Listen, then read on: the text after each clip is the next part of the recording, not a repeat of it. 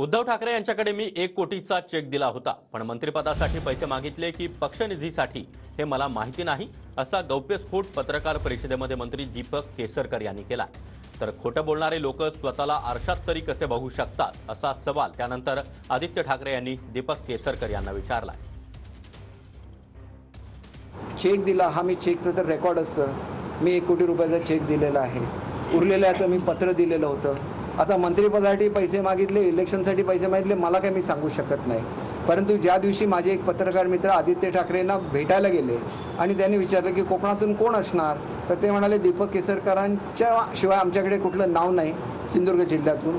परंतु त्यांनी दिलेली कमिटमेंट पूर्ण केलेली नाही। याचा अर्थ काय होतो? कमिटमेंट म्हणजे काय? पैसे आगाऊ दिले पाहिजेत तर तुमचं मंत्रिपद। पक्षासाठी पैसे लागतात, ते चेकने देण्यामध्ये कुठलाही कमीपणा नाही आहे, अलाउड आहे ते चेकने द्यायला। मंत्रिपदासाठी 1 कोटी दिले होते, मात्र उर्वरित पैसे दिले नाही, त्यामुळे मला मंत्रिपद दिलं नाही, असं केसरकरांनी म्हटलं। मला वाटतं खोट्या लोकांकडे किती लक्ष द्यायचं हे आपण आता ठरवलं पाहिजे। जर तुम्ही ती त्यांची क्रॉस पाहिली असाल, एवढं खोटं बोलून अशा लोकांवर किती विश्वास ठेवायचा, हे स्वतः आरशात तरी कसे बघू शकतात लोक, हा मला प्रश्न पडतो।